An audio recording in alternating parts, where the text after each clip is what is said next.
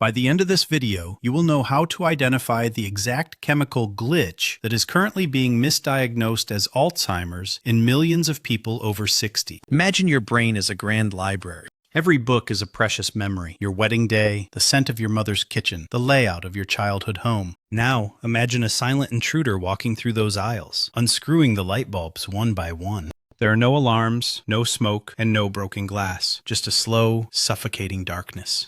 This was the terrifying reality for Eleanor. At 67, she was the anchor of her family, a woman who solved crosswords in ink. But then she started a harmless routine for minor allergies and occasional insomnia. Within months, the lights in her library began to flicker. She started asking the same question every 10 minutes. Eventually, she stood in her own driveway, looking at the house she'd lived in for 30 years, and realized she had no idea where she was. Her doctors called it an inevitable decline. Her family began mourning a woman who was still breathing. But they were all wrong. It wasn't a brain disease. It was a chemical hijacking. Most people believe dementia is a genetic death sentence you can't escape. But what if the real intruder isn't your DNA, but a Trojan horse sitting right now in your medicine cabinet? There is a hidden biological mechanism, a specific signal jammer that common medications use to cross the blood-brain barrier and paralyze your neurons. Today, we are exposing the 9 popular medications that are quietly erasing identities across the globe. And I will reveal a hidden mathematical pattern that most doctors never calculate, a pattern that could be the only thing standing between you and a life of total confusion. To understand how a pill for your bladder or your allergies can unplug your brain, we have to look at the brain's internal electrical grid. Your thoughts, your focus, and your ability to remember where you put your keys depend on a single, vital chemical messenger, acetylcholine. Think of acetylcholine as the high-speed fiber optic cable of your nervous system. It's what allows your neurons to whisper to each other across the synaptic gap. When your brain is flooded with it, you are sharp, alert, and present. But as we cross the age of 60, our natural production of this mental electricity begins to dip. We start running on a lower baseline. And this is where the danger hides. 7 out of the 9 medications on our list belong to a class called anticholinergics. The name itself tells the story. They are anti-acetylcholine. When you swallow these pills, they act like a biological signal jammer. They travel through your bloodstream, bypass your brain's security, the blood-brain barrier, and physically block the receptors where your memories are formed. It's not just brain fog. You are literally starving your hippocampus, the brain's filing cabinet, of the very fuel it needs to save new information. Recent neuroimaging has shown something terrifying. In long-term users of these drugs, the brain doesn't just slow down, it physically shrinks. We are talking about the actual loss of brain matter. And the most unsettling part? Most people are taking these signal jammers every single day, thinking they are just treating a minor inconvenience. It's 10 p.m. You reach for that small, familiar bottle on your nightstand. Maybe it's for a persistent sneeze, or maybe you just need something to take the edge off so you can finally fall asleep. You've seen these pills in every pharmacy for decades. They feel as safe as aspirin.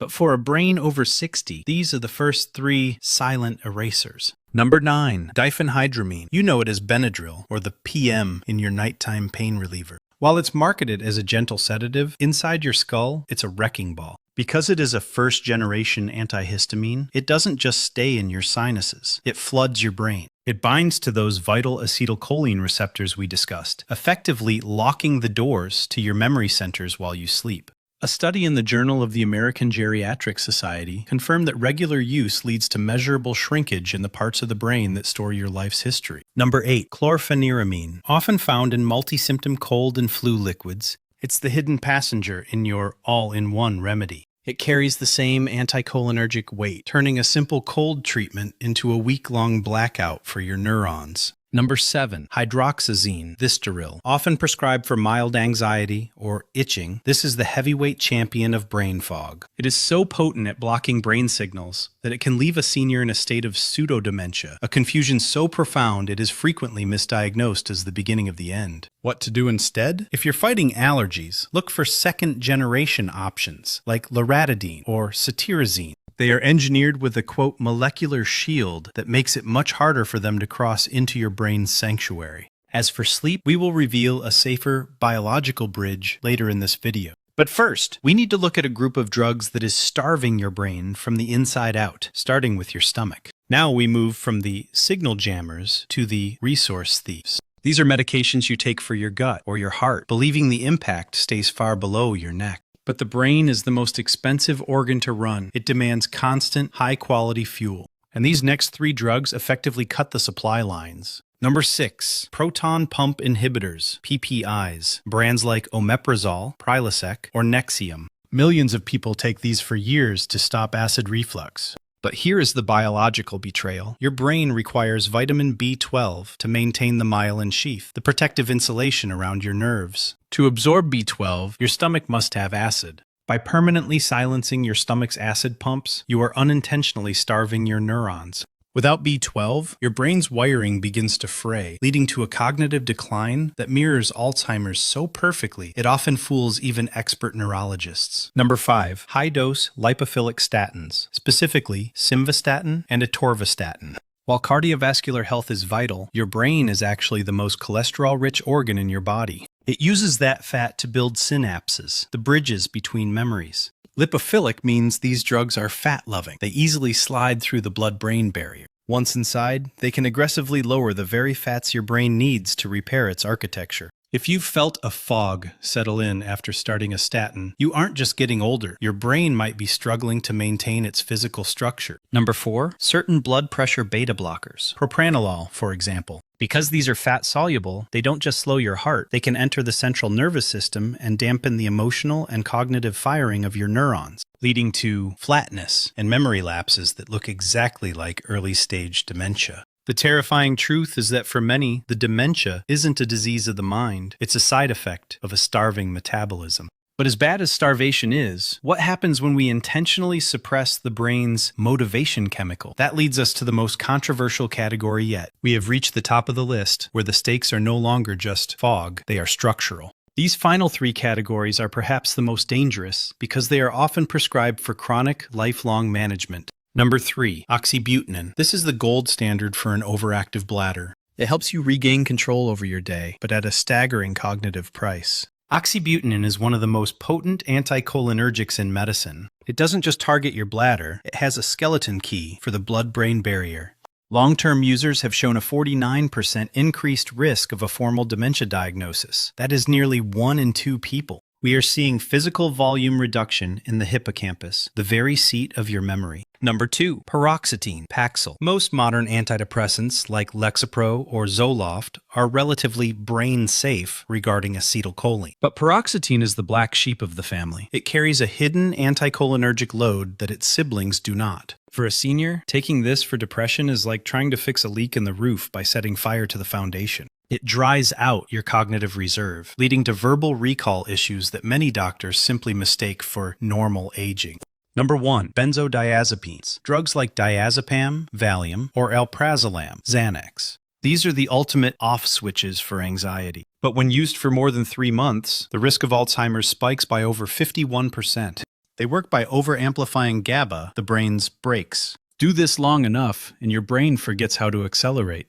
Your neuroplasticity, your ability to learn and adapt, begins to wither away. But the most chilling part isn't any single pill on this list. It's what happens when you combine them. And that hidden multiplier effect is what we are uncovering next. Now we come to the most critical discovery of this investigation. It's a phenomenon called anticholinergic burden, and it is the reason why many seniors feel like they are losing their minds, even when their individual pill doses are low. Think of your brain's cognitive reserve like a structural dam holding back a massive lake. Taking one of these medications is like drilling a small hole in that dam. A single hole might leak, but the dam holds. However, modern medicine often treats symptoms in isolation. You take something for sleep, another for allergies, and a third for your bladder. Each doctor sees a safe dose, but your brain only sees the total cumulative pressure. There is a clinical tool called the ACB scale, Anticholinergic Cognitive Burden Scale. It ranks drugs from 1 to 3. A score of 1 might seem harmless, a slight leak.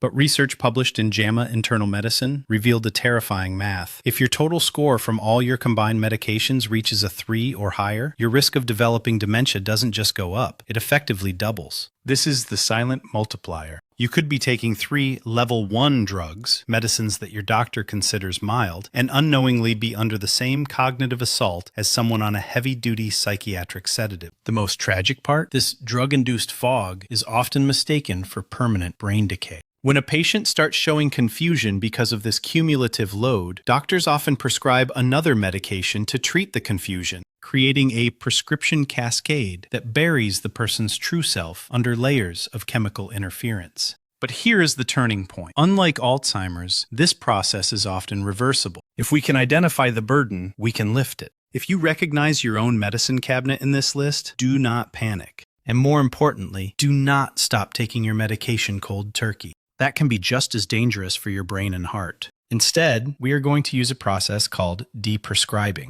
This is the intentional, supervised reduction of medications that are doing more harm than good. Here is your 3-step protocol to reclaim your mental clarity. Step 1. Audit your ACB score. Go through your prescriptions and look for the keywords we discussed: anticholinergic, antihistamine, PPI, or benzodiazepine. Use the ACB, Anticholinergic Cognitive Burden scale, online to see if your total score is hitting that danger zone of 3 or higher. Step 2. The brain first conversation. When you see your doctor, don't just say, "I'm forgetful." Say this specifically: "I am concerned about my cumulative anticholinergic burden. Can we review my medications to see if any of these are contributing to my cognitive symptoms?" Using clinical terms like cumulative burden signals to your doctor that you are informed and serious about protecting your neuroplasticity. Step 3. Seek the bridge. For every dangerous drug on this list, there is almost always a brain-safe alternative. If you take PP is for acid, can you switch to H2 blockers like famotidine? If you take Benadryl for sleep, can you transition to magnesium L-threonate or melatonin? The goal isn't just to be off pills. It's to find the biological bridge that supports your body without burning down the library of your mind. Remember, the brain has an incredible capacity to heal once the chemical interference is removed. Eleanor, the woman I mentioned at the start, didn't need a miracle. She just needed her signal jammers turned off. Your brain is not just another organ. It is the vessel for every sunset you've ever watched, every person you've ever loved, and the very essence of who you are. It is a masterpiece of biological engineering, but as we age, it becomes a delicate one. The tragedy of the medicalized mind is that we often trade our long-term identity for short-term comfort. We treat the sneeze, the heartburn, or the restless night, unaware that we are slowly dimming the lights in the rooms of our memory. But now, you have the most powerful medicine of all, awareness. You are now equipped to be the guardian of your own cognitive spark. You know that dementia isn't always a genetic death sentence. Sometimes, it's just a chemical fog that can be lifted. Before you leave, I have a request. Look at your medicine cabinet today. Check your ACB score. And if this video sparked a realization for you, share it. Send it to a friend, a sibling, or a parent. The person who needs this information the most probably isn't looking for it. They might just think they are getting old. You could be the reason they find their way back to themselves. Thank you for watching. Protect your light, stay curious, and I will see you in the next one.